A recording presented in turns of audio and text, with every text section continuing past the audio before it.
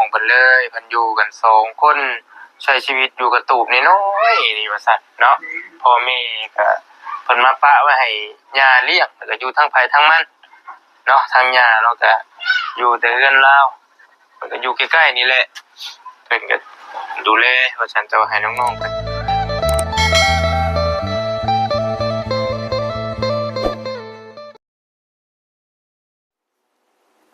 โอเคแม่น้องเนาะ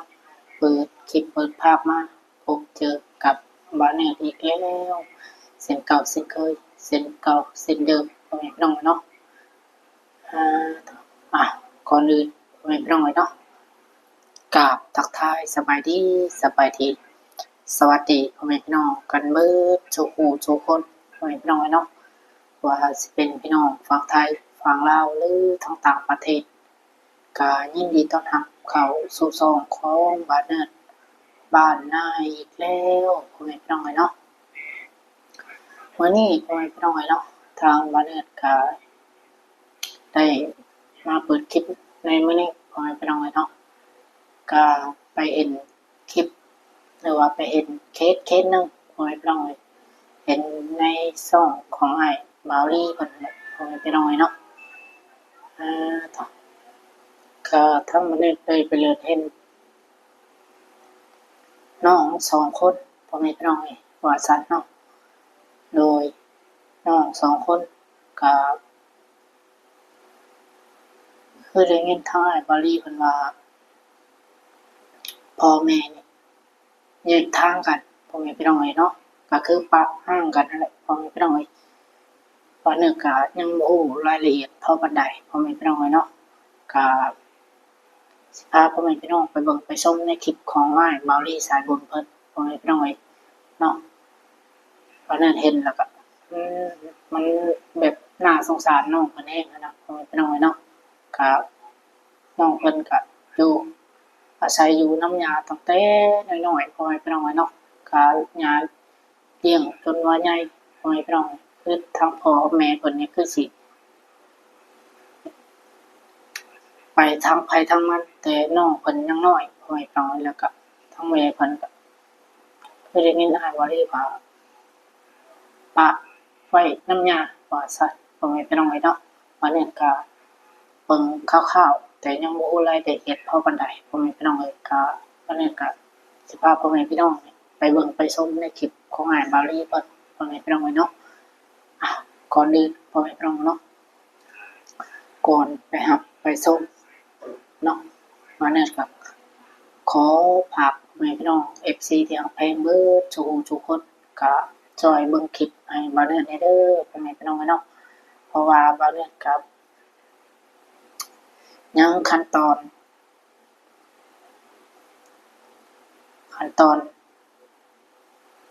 ผู้ติดตาม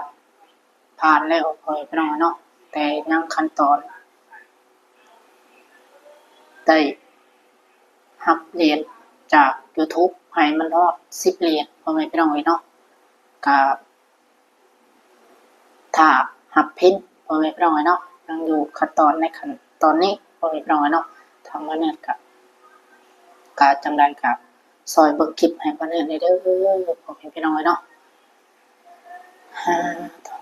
ก็ยังรอรับพินพ่อแม่พี่น้องแต่เหรียญยังบ่ฮอด10เหรียญพ่อแม่พี่น้องถ้าฮอด10เหรียญก็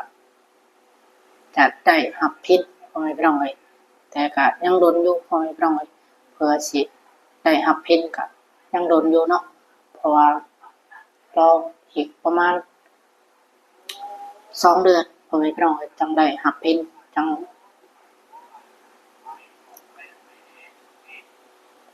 เพราะว่ายังขั้นตอนนี้พ่อแม่พี่น้องเนาะทั้งสองของบ่เนิร์ด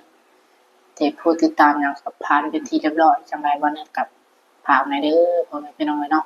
ก็ซอยเบิ่งคลิปให้บ่เนิร์ดแน่พ่อแม่พี่น้องเนาะก็บ่เนิร์ดก็สิพยายามลงคลิปไปเรื่อยๆบัดนี้เนาะโอเคพ่อแม่พี่น้องการที่สำคัญบ่เนิร์ดขอขอบคุณ FC ที่รักแพงเบิดทุกคนเนาะที่เข้ามาติดตามและรับชมเนาะก็ขอให้ FC พ่อแม่พี่น้องอยู่ดีมีแรงสุขภาพร่างกายแข็งแรงเด้อเพื่อทุกคน พ่อแม่พี่น้องเนาะโอเควันนี้กับวันนี้ก็มีคลิปมานำเสนออีกคือเก่าพ่อแม่พี่น้องกับไปเบิกไปส้มน้ำกันเลยพ่อแม่พี่น้องเรื่องราวของน้องเพิ่นสื่อเสียงเรียงนามของน้องเพิ่นอยู่กันแบบใดกินกันแบบใดพ่อแม่พี่น้องเนาะก็อยู่กันแค่2 คนพ่อแม่พี่น้องก็อาศัยอยู่น้ำยาแต่ว่าน้องเพิ่นก็เก่งพ่อแม่พี่น้องเนาะยังน้อยอยู่ยังอายุประมาณ8-9 ปีนั่นแหละพ่อแม่พี่น้องเนาะแต่ก็นั่งข้าวกินเองวันนั้นไปเบิ่งแล้วแบบน่าสงสารน้องทั้ง2 คนพ่อแม่พี่น้องเนาะจำได้ก็ไปเบิ่งไปชมนำกันพ่อแม่พี่น้องก่อนอื่นเนาะวันนั้นกับขออนุญาตเจ้าของคลิปคือไอ้บอดี้คนเด้อที่ได้เอาคลิปมานำเสนอหรือว่ามาแอคชั่นให้กับพ่อแม่พี่น้องเฮาได้เบิ่งได้ชมพ่อแม่พี่น้องวันนี้ครับขอโทษขออภัยหลายๆเนาะที่ได้เอาคลิปเพิ่นมานำเสนอเนาะโอเคพ่อแม่พี่น้องก็ไปเบิ่งไปชมนำกันเลยเนาะ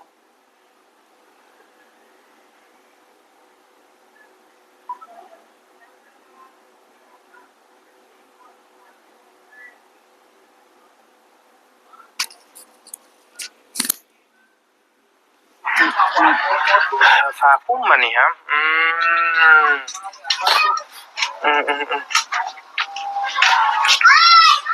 พี่มะนาวก็พี่ลูกมะนาวอยู่พี่บัดนี้ตะโกอยู่พี่เลิกกินข้าวกับยังได้ยังกินมาเลยสิกินข้าวกับยังลูกจึงแจ่วเอ่อจึงแจ่วแล้วที่กินข้าวกับแจ่วบ่บ่แจ่วแล้วนี่ตัวนี้เด้นี่อันนี้เพิ่นเอามาให้เลยให้กินเด้อบัดนี้เด้ออันนี้คือบ่าวอนงเอามาให้พี่น้องพากันมามอบให้กินนี่แหละแล้วก็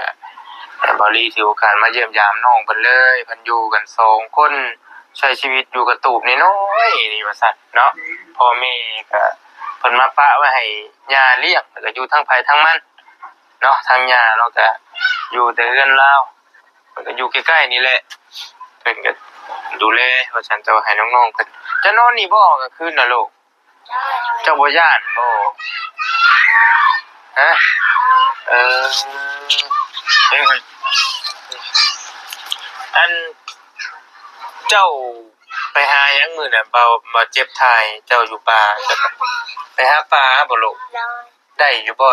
ปลาแต่ปลา2 ตัวเอพี่น้องควันแท้นี่ได้ปลายังปลา2 ตัวน่ะปลานิ่นอืมมันก็เด้ออันเจ้าไปเรื่อยบ่ลูกไปหาปลาฮะหาเป็นอยู่บ่หาปลาเป็นหาหน่อไม้เป็นอยู่บ่หาหน่อไม้บ่เป็นหาเป็นตะปานี่บ่พี่น้องตะปาเด้เจ้าชื่อหยังก็อ้ายลืมแล้วพุ่นนี่เท่าหำเจ้าชื่อพุ่นนี่เท่าสุรินทร์เนาะเท่าหำเท่าสุรินทร์พี่น้องที่บ่รีมากับน้องสาลีแรกๆเลยก็ทำอิฐทำบ่อทางบ่อเจ็บนั่นแหละเพิ่นแนะนำให้มาถ่ายเนาะมื้อนั้นอ้ายเห็นเจ้าให้หยังลูกอ้ายเห็นเจ้าให้หยังฮะย่านเนี่ยบ่อันมือบ่เจ็บถ่ายหั่นนะมือบ่เจ็บถ่ายมื้อนั้นเจ้าให้หยังลูกกินข้าวแม่บ่กินทอดพ่อฮะกินฮอดพ่อกินฮอดแม่เพิ่นบ่จักแนวสิเว้านะพี่น้องเคยเห็นหน้าพ่อหน้าแม่เจ้าอยู่บ่ลูกบ่เจ้าก็บ่เคยเห็นบ่ครับบ่เคยเห็นก็คือโอ้ยทางสงสารน้องเพิ่นพ่อแม่พี่น้องเนาะคือแม่เราเว้าลิเคยถามเราทีนึงแล้วคือแม่เราแม่ตู่เรามาเล่าให้ฟังพ่อแม่เพิ่นนั้นเพิ่นแยกทางกันแล้วแม่เอามาปะไว้แต่น้อย นี่แหละก็เราเลี้ยงแล้วก็เพราะว่ามันเพื่อนเราก็หลายคนบ่รู้นี่ใดเนี่ยก็เลือกให้ปักมาทำเนี่ยมานอนอยู่กันอีก2คนเวลาฝนตกนี่มันเปียกบ่นี่เฮ้ยพระบ่บนพระบ่ บ้า อืมช่วงที่พระได้นำบ่าวบางอยู่นี่อันนี้บ่มุ่งจะนอนนะอืมมุ่งก็ขาดไปเลยพี่น้อยกินอันมื้อเช้านี่กินข้าวกับหยังสรุปตอน มือเสา โดยตอนเช้านี่กินข้าวกับหยังจะโดยกับหยังมันบ่แม่นจะโดยจะเด็บเด้เนาะจะเด็บบ่เพิ่นว่ากินข้าวอยู่พี่แม่นบ่ เนาะ จะเด็บบ่เออเจ้าเข้าโรงเรียนอยู่บ่ บ้า บ่ได้เข้าอ โด ยากเข้าบ่ อยากครับ อยากเข้า โดย เออเป็นหยังคือบ่เข้าซั่น บุมีเงิน อืมอยู่ใช้โรงเรียนเจ้าลูก พูน อืมจักปีก่อนจักปีเจ้าจักปีก่อน นี่เก้านี่แปด อันเจ้า9 ปีบ่ โดย 9 ปีพวกนี้8 ปีห่างกันนิดเดียวพี่น้องเนี่ยนะห่างกันปีบ่ปีท้ายปีนะเป็นนี้ก็ได้อืมส่งเสือจะมีจักชุดจักโตนี่ครับเสือจะนี่ 3 ตัว 3 โตเออเจ้าได้มีจักโตลูก4 โตเออใครซื้อให้ส่งเสือเจ้านี่ ปู ฮะ แม่กระปู ยากระปู โดย ยากระปูเบิดมาซะ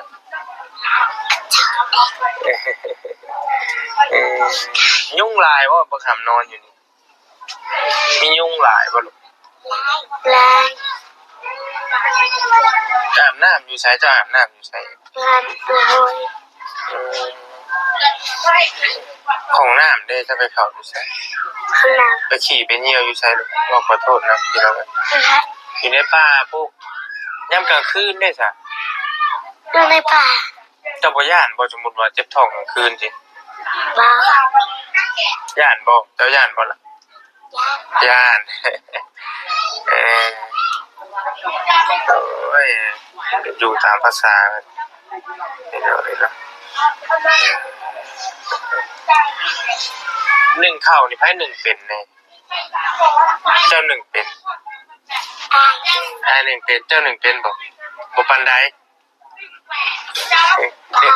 บ่เป็นปันใดเออข้าววันนี้กินได้เฮิงแต่บ่นี่คือเพิ่นซื้อมาให้นี่ เนี่ย กินได้จักมื้ออยู่จักมื้อนี่ โอเคกัน อืมโอ้ยทำไปเป็นบ่เป็นภาษาลาวปานใดนี่นะนี่ก็ได้คงขาดเวลาส่งก็ได้คันมีผู้ซื้อปึ้มซื้อโซซื้อมิกให้เจ้าเขาโรงเรียนบ่เขาบ่เขาข้างในได้เขาบ่จะเข้าอยู่บ่ อยาก เออเห็นเลยอยู่เทิงบนบ่โรงเรียนนี่อยู่เทิงบนบ่ โดย มันยังถือแขนเจ้านะลูก ไฟ ไฟไปเฮ็ดได้แล้วมันยังถือไปเฮ็ดได้แล้วมันยังถือแขนเดี๋ยวแบบเลยมันก็แข่งขากับมันไม่ถ้าไปเฮ็ดหยังมาเนี่ยมันก็มือตีคือนี่แท้มือเป็นหยังมือคือเปื้อนแท้ลูก มือดูสวน เมื่ออยู่สวน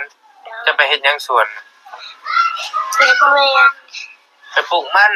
โดย ปลูกมันน้ำปูน้ำยาจะบ่ลูก โด ป ย ลูกมันก็เป็นบ่ เป็น โอ้เก่งแท้นอกจากปลูกเจ้าเฮ็ดหยังเป็นอีก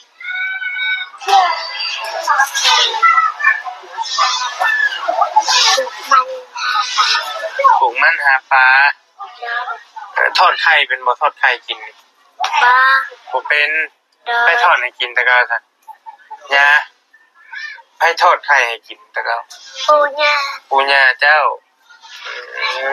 เจ้าเฮ็ดหยังเป็นแน่ร่างถ้วยเป็นอยู่บ่ เป็น เป็นปลูกมันที่แล้วแล้วบ่ปลูกมันน่ะลูก บ้า บ่ทันแล้ว เล ยังหลายบ่ ยังลา ทางไหนสวนมันเจ้าอยู่ทางไหน ทางเราไป ฮะ ทางทะเล ทางพุ่นบ่ เล ย่างไปทางในพุ่นติไกลบ่ ไก่ โอ้ไปปลูกจังมื้อแล้วลูก เซมา 4มื้อแล้วเก่งอีหลีเพื่อนมา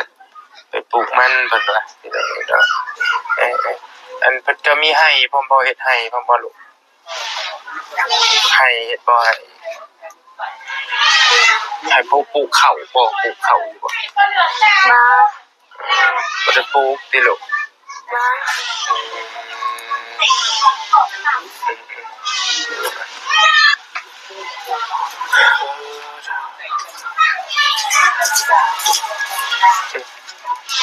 คนกลุ่มๆเลยอืม น้องเพิ่นก็ขยันไปพี่น้องเนาะนึ่งข้าวกินเองเธอว่าเก่งไปพี่น้องเอ้ย เพื่อนเกิดแล้วก็มีคนละครูบ่ครับปู่ย่าบ่ซื้อให้นี่ก็ลูก ปูยา มีแต่ปู่ย่าเบิดเลยอืมผู้นี้หน้าตาดีได้ไงอันนี้พี่น้องหน้าคมเลยอืมเกือบขาดบ่นั่นก็ขาดเลย เอ๊ไปว่าเลย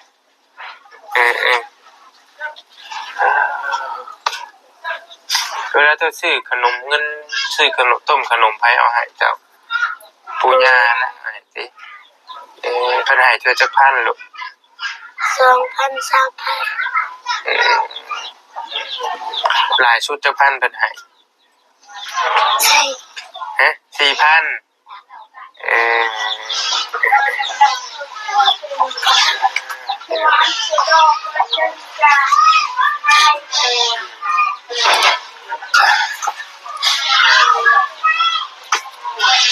เจ้าตื่นจักโมง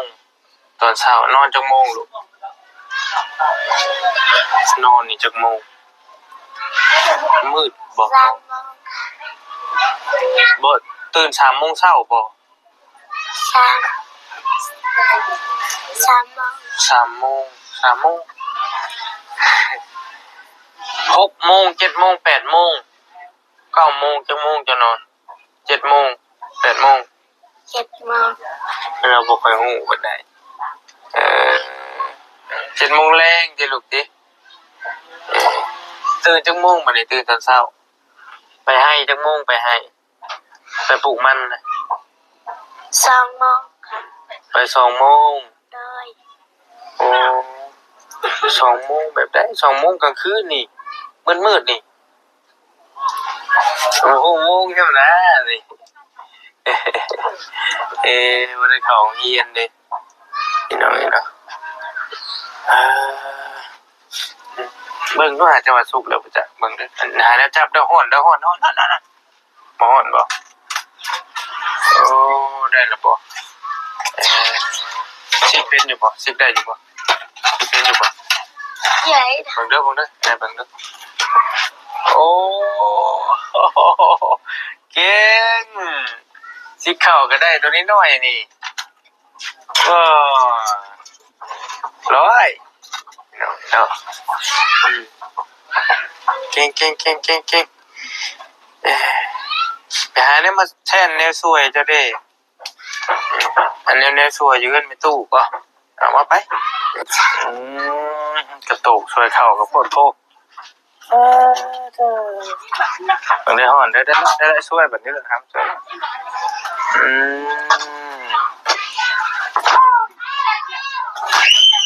โอเค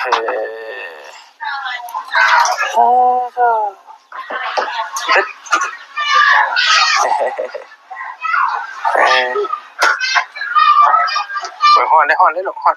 ป้าก่อนก็ได้ป้าก่อนช่วยก่อนช่วยเข่ากันหรอกช่วยเข่ากันทิพเข่ามาไป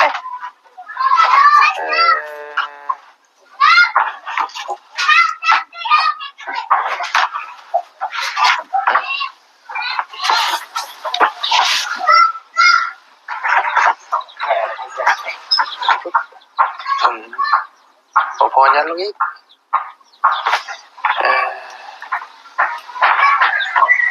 สุ่ม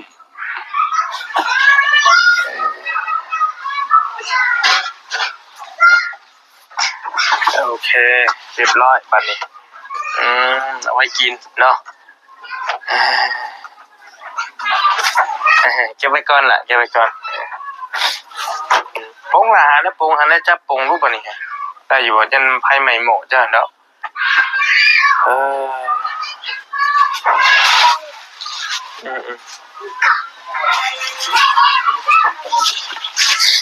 รอนั่นเด้อ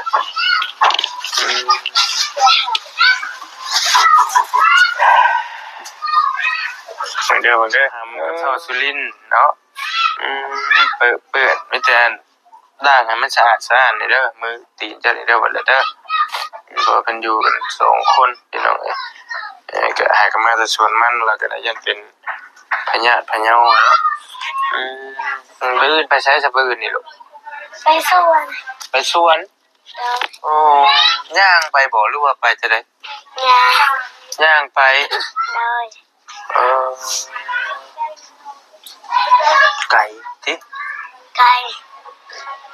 ใส่ตะเว้นมืดตะเว้นขึ้นแล้วบ่รู้จังไปตะเว้นยังไปแต่ตอนมืดๆพุ่นบ่ลูกไปตอนเช้าไปตอนเช้าแล้วจักโมงล่ะตอนเช้า4 โมง 4-5 โมงเลยเก่งนี่น้องอยู่กัน2คนใช้ชีวิตกัน2คนบ่จักสิว่าจะได้นะให้ภาพบรรยายเองก็แล้วกันอยู่น้ำยาน้ำปูซะก็เป็นอยู่ทางญาติพี่น้องทางพ่อนะแล้วก็พ่อแล้วก็ไปพ่อแม่โทรหาบ่ลูกแม่โทรหาพ่อโทรหาบ่บ่ได้โทรหาจักเทื่อบ่ได้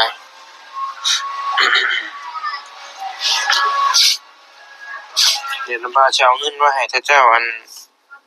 ชื่อกินเด้อจะเอาไว้ให้เบิ่งสิถามเพิ่นก่อนสิเอาเงินเพิ่นจักอยู่บ่พี่น้องเนาะเบิ่งอ้ายสิลองให้เจ้าเลือกเบิ่ง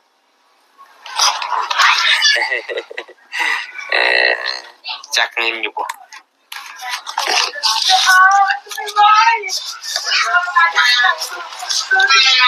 เบิ่งสมมุติว่าจะเผาเด้อนี่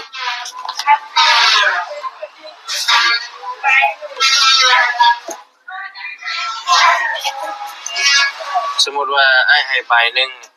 3ใบนี่เจ้าเอาใบได้สมมุติว่าอ้ายให้ใบนึงเอาใบได้เฮ้เอาใบนี่บ่ใบยังอันนี้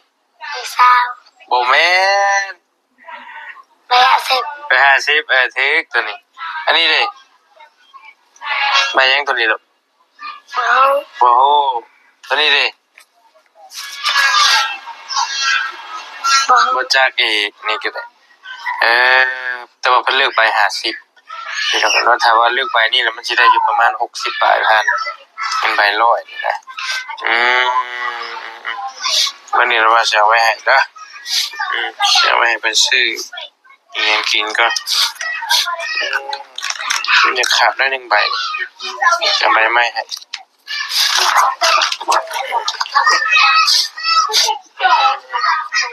เอาไว้แบ่งกันซื้อนะอยู่ในกินเด้อซื้อข้าวต้มขนมกินเด้อ2คนเจ้าเด้อเอาเฮ็ดได้เอาลูกขอบใจเอาไว้ซื้อกินเด้อก็รถบริจอดอยู่พวกมันเข้ารถเข้ามาเนี่ยพี่น้องจริงๆก็แนวอยู่ในกินก็มีอยู่แต่ว่านี่ก็ได้แล้วบ่าวนุ่งเพิ่นเอามาให้ก็ลุงหลายเติบแล้วเป็น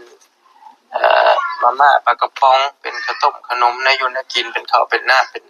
เสื้อผ้าหน้าแพรเนาะเป็นเกิบบอเป็นรองเท้ามีแต่ตัวงามๆเพิ่นเอามาให้ใส่ไปแน่ๆนะบ่าวชื่อบ่าวลีเด้อ ดี๋ยวมื้อหน้ามื้อในเราบ่สิมาหาใหม่บัดนี้เด้อว่าจะมาเยี่ยมใหม่เด้อหามเด้อ เลย ถ้ากันละไม่เด้ออาบน้ำให้มันสะอาดสะอาดเด้อบัดนี้เด้อ เลย กินข้าวแซ่บๆมื้อแลงไปอยู่ดีมีแฮงให้ไปป้าก่อนเด้อไปดี สบายดี โอเคไม่ก่อนรับเด้อไฟมันใหม่เยอะเด้อเด้อบ๊ายบาย บ๊ายบาย โอเคไปป้าก่อนบัดที่นี่ โอเคทำอะไรได้บ้างน่าสงสารลุงคนบอกไปตรงไหนเนาะจำได้ต่ออยู่กันแค่2 คนบอกไปตรงไหนแต่กับเพิ่นก็อยู่น้ำยาอะไรแต่ยาเพิ่นก็คอยเบิ่งคอยแย่งไปจังซัดแหละบอกไปตรงเนาะแต่ก็นั่งเขากินเองบอกไปตรงไหนทางน้องเพิ่นก็ต่อสงสารน้องเพิ่นบอกไปตรงไหนเนาะการน้องเพิ่นก็อยากทำอยากเฮ็ดบอกไปตรงก็ยังบ่มีเงินเนาะก็คือเศรษฐกิจบ้านนอกบ้านนาเฮาก็มันบ่ค่อยดีปานใดพ่อแม่พี่น้องเนาะก็อันหาเงินหาคำก็ยากเนาะน้องเพิ่นก็อยู่กันแค่2 คนก็ตอบเพื่อนก็ตอบอยู่ก็ตอบน้อยๆพ่อแม่พี่น้องเนาะถ้าหากว่ามีผู้หลักผู้ใหญ่เอ็นดูเมตตาสงสารน้องเพิ่นน้องไว้เนาะก็อยา